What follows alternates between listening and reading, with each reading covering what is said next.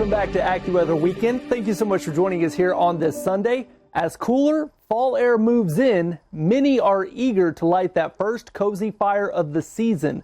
But experts say your chimney or fireplace might not be ready. Allie Reed explains why this time of year is when hidden hazards can turn dangerous and how changing weather plays a big role.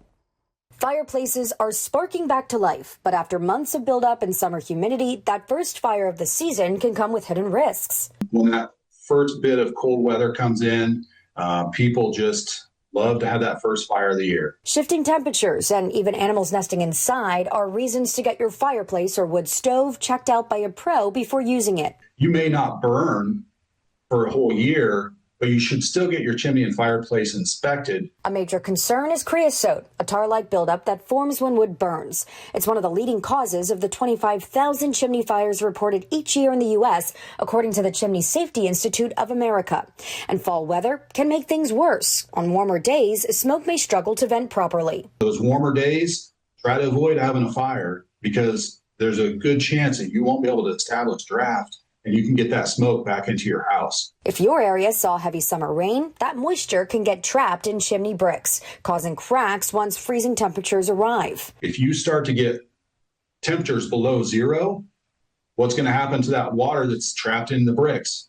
It's going to expand and contract, and over time, that brickwork is going to start to break. Experts say annual inspections and burning dry, seasoned wood can prevent most chimney fires and keep your home safe and warm all season long. For AccuWeather, I'm Allie Reed. All right, Allie, thank you so much. And as the sun rises later and sets earlier in the fall, sunlight can be an unexpected driving hazard during your usual commute. Here are some tips on how you can stay safer on the roads this season.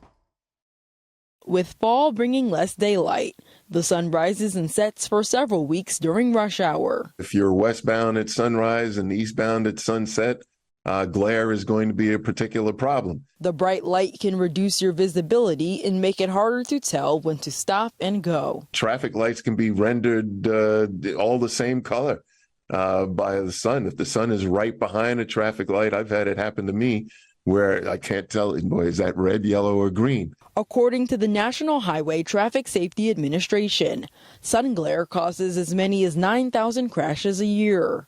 To get to your destination safely, keep a pair of polarized sunglasses in your car. Use your sun visor to help block out the sun, and keep your windshield and dashboard clean to prevent any additional glares. You should also leave more room between you and the car in front of you, and be extra cautious driving through neighborhoods and school zones. Slowing down is the biggest safety factor in those circumstances. The slower you go, the more reaction time you have. Your reaction time will be cut because it's harder to see, so you really need to keep your speed down. If you're having a hard time seeing what's ahead, use lane markings to help guide you. You can also drive with your headlights on to increase your visibility to other drivers. For AccuWeather, I'm Emmy Victor. All right, Emmy, thank you so much. And as we head into this afternoon, I will be tracking another risk of severe weather. Today's risk will extend from the Great Lakes down through parts of the Tennessee Valley. But I also want to point out that behind the main zone that we are tracking, we've seen a few isolated severe thunderstorms in the forecast. We've even seen some tornado warning storms there across the Gulf Coast in Florida. So I do want to point out, even if you are not in this highlighted zone, does not mean you're in the clear from severe weather. All this zone is primarily trying to highlight is that this is where conditions from the atmosphere will be most advantageous for both support for severe weather development and expansion and intensification. So that's why we have that zone primarily highlighted. But we have seen widespread showers and storms across the Mississippi, but this wall of water will slowly work its way to the east. Now, the good news is here across parts of the Northeast and New England, we're finally going to get some much needed beneficial rainfall to help put a dent in some of that drought. But overall, temperature-wise, you can see the impacts of that cold front from yesterday really starting to feel those across the plains. Oklahoma City this time yesterday was in the 80s.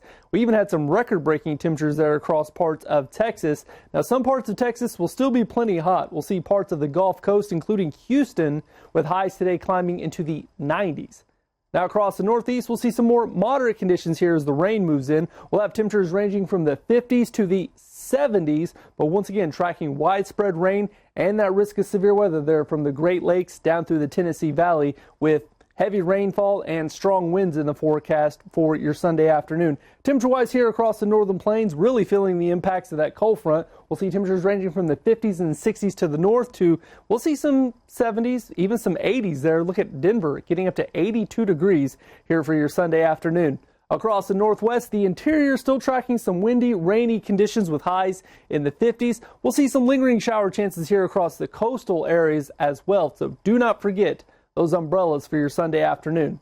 Across the southwest, we'll be watching out for moderate conditions, not quite as warm as what I was tracking yesterday. Los Angeles got up to 87 degrees Saturday afternoon, so not quite that warm across Southern California, but some areas across the desert southwest, including Phoenix, we'll see highs today back in the 90s. So definitely get ready for that. And then across the southern plains, instead of tracking record-breaking temperatures today, there will still be some warm conditions, but fortunately, lots of sunshine and just great weather between Oklahoma and Texas today. Oklahoma City finally starting to feel a little bit like fall. We had AccuWeather real feel temperatures in the 30s and 40s this morning, so finally starting to feel a little bit like fall. And this afternoon, we'll see plenty of sunshine getting up to the 70s for central and southern parts of Oklahoma. But once again, Corpus Christi, Laredo, Houston, we're still going to see some areas across the Lone Star State climbing into the 90s. Across the southeast, we'll still see some warming conditions, but there will be some showers. There will be some storms in the forecast here as we head throughout today. So highs will range from the 60s to the 80s. We'll see some warmer conditions there across parts of Florida, but overall, it'll be a decent forecast. Just watch out for those storm chances.